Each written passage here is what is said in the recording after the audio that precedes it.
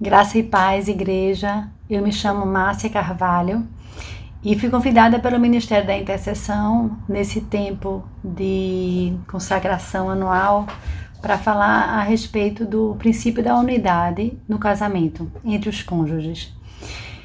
E o que me veio à mente no primeiro momento foi falar a respeito do primeiro casal, daquele que foi criado por Deus lá no Éden, Adão e Eva. Os dois foram criados à imagem e semelhança de Deus, como está dito na palavra. E os dois tinham a oportunidade de viver naquele paraíso, diante de várias árvores, mas Deus lhe pediu a única coisa, dizendo a eles que eles não poderiam se alimentar de uma única árvore, a árvore do conhecimento, do bem e do mal. E ali Deus deu a oportunidade aos dois, Adão e Eva, de fazer uma escolha. E essa escolha fez com que eles não respeitassem a vontade de Deus. Deus pediu claramente que eles não se alimentassem daquela árvore e eles descumpriram. Eles entenderam que Deus não deveria ser respeitado, a vontade de Deus não deveria ser respeitada. E eles fizeram a escolha deles. Eles preferiram escolher se alimentar daquela árvore e dizer a Deus, com essa atitude, que ele não era o Senhor da vida deles. E Adão e Eva não estão sós, não é? Nós fazemos isso. Quantas vezes nós, casais, não fazemos isso? E quando nós dizemos a Deus que não queremos Ele como o Senhor de nossa vida, nós quebramos o primeiro princípio, que é o princípio da adoração, que é amar a Deus sobre todas as coisas. Está lá em Mateus, no Evangelho de Mateus. Devemos amar a Deus primeiro sobre todas as coisas e amar ao próximo, como a nós mesmos. São os dois grandes pilares de nós cristãos, crentes, nós que cremos que Jesus Cristo veio para nos salvar, para pagar pelos nossos pecados. Deus veio antes. Nós não pedimos, mas Ele antes veio para garantir que nossos pecados estariam todos perdoados pelo sangue do Cordeiro, pelo sangue de Jesus Cristo. E com a quebra do princípio da adoração, nós damos a oportunidade do orgulho tomar conta. O orgulho acontece quando a gente diz, eu preciso tomar conta, eu preciso resolver da minha forma, do meu jeito. E no casamento acontece quando a gente está bem no comecinho do nosso casamento, ou no namoro ainda, a gente só mostra a cada um aquilo que a gente acha que tem de melhor, não é? A vitrine, vamos dizer assim. A gente usa a melhor roupa, o melhor perfume, a gente evita falar alto. Quando a gente leva a pessoa, o pretendente em casa, ele só fica até a sala de visita, ele não vai na área de serviço, ele não vê a parte feia da nossa casa. Por que isso? Porque nós temos medo da rejeição. Porque o orgulho, quando nós nos orgulhamos de nós mesmos, nós queremos ser mais do que nós somos realmente, a gente quer demonstrar o que a gente não é, mas a gente quer demonstrar o que o outro espera que nós somos, a gente tem o medo da rejeição. E aí, esse período a gente chama de lua de mel, não é? Em que tudo vai dar certo, tudo dá certo, e a gente quer agradar, que tudo tá bom, tudo tá certo, o namorado chega atrasado, a gente não acha tão ruim. E aí a gente vai vivendo. Depois que se casa, no casamento, a convivência diária, começamos a nos encontrar todos os dias, e aí fica difícil se manter essa simulação, não é? Se manter essa situação que não é real. E aí com isso começa o que é dito a lua de fel, que é um período em que a gente quer não dá mais para demonstrar o que nós não somos, mas temos medo de sermos rejeitados. Então, nos casamentos acontece demais, mais do que se imagina. Começa a se julgar. Um começa a julgar o outro. Ou antes do julgamento começam as competições. Um começa a competir com o outro. Não, isso aqui você não é bom, eu vou ser melhor do que ele, eu vou fazer assim, com relação à educação dos filhos, com relação à família do outro, em relação à empregada em casa, com a organização da casa, do colégio, das viagens. Começa a haver uma competição entre o casal. Pior do que a competição, como eu estava dizendo antes, é o julgamento. Você começa a julgar o outro, a apontar o erro do outro e dizer, você precisa mudar. Então, quando a gente tenta mudar o outro, a gente passa a impressão de que o culpado de tudo é o outro. Que aquele casamento não anda bem porque o outro não sabe fazer as coisas. Então, aí surge o quê? Um sentimento de superioridade. Alguém está sendo superior ao outro e aí se sente no direito de apontar os erros daquele. Mas o que acontece? Todos nós somos pecadores. Todos nós erramos. Cada um à sua medida.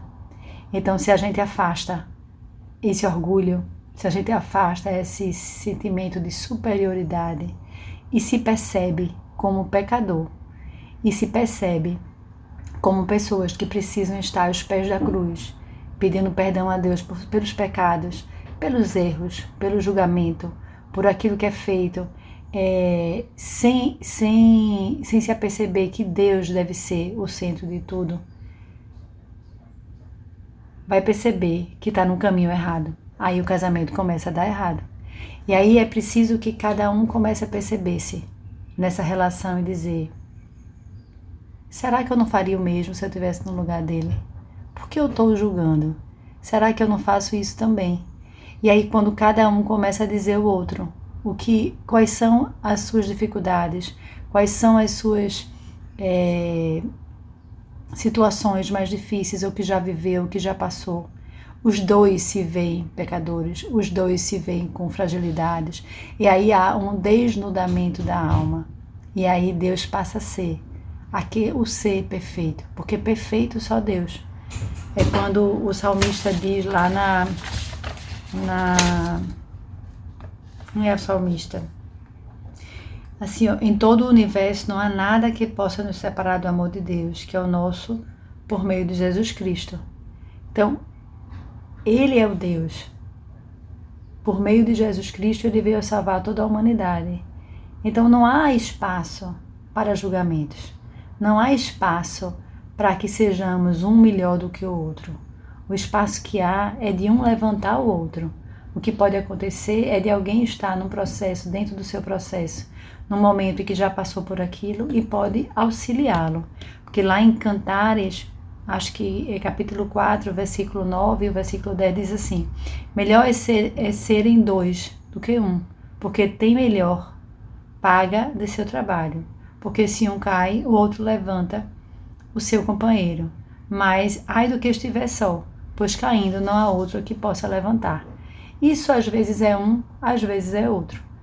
O que importa é que os dois caminhem e que um possa ir auxiliando, mas sabendo que estamos todos no mesmo caminho, estamos todos no processo de santificação, estamos todos no processo de melhoramento, mas todos em Cristo Jesus. Porque em todo o universo não há nada que possa nos separar do amor de Deus, que é o nosso, por meio de Jesus Cristo. E disse o Senhor: serão benditas todas as famílias da terra. Então, todas as famílias que existem na terra, elas são benditas. O que nós precisamos é se aperceber filhos de Deus e nos mantermos dentro dessa adoração, manter esse elo com o Senhor, sabendo que Ele é perfeito, sabendo que o varão perfeito é Deus, sabendo que o varão perfeito é Jesus Cristo. E aí o homem, sim, o homem vai cuidar da sua mulher como Jesus cuidou da igreja. A mulher será submissa ao homem. À medida em que o homem tem uma missão, então ela será submissa a essa missão que o homem tiver. E os dois vão caminhar em direção ao céu, em direção a Deus. Porque é assim que deve ser, sem competição, sem orgulho, sem medo de desnudar-se, sem medo de rejeição, porque Deus conhece a todos nós. Ele sabe quem nós somos. Ele não fica só na sala de visita. Deus não conhece só o nosso terraço, a nossa varanda. Deus conhece lá o quarto de serviço. Conhece nossos lugares mais difíceis, aqueles lugares que a gente não mostra nem a nós mesmos, que a gente esconde. A gente quer esconder. Mas Deus conhece todos esses lugares e Ele cura tudo. Então, junto com cônjuge, com seu marido, com sua mulher. A gente precisa compartilhar o que nós já passamos, o que nós tivemos a oportunidade de enfrentar, para a partir daí, juntos, nós sermos curados e a partir de nós podemos curar e ajudar outras pessoas, outros casais. Porque, como o Luciano disse agora há pouco na manhanita do domingo, lá em Aldeia, quantas pessoas poderão conhecer a Jesus Cristo através da sua história? Só através do seu modo de falar, de dizer e de contar. Quem sabe você, com a sua história, não pode ajudar o seu cônjuge e, ao contrário, o seu cônjuge pode lhe ajudar.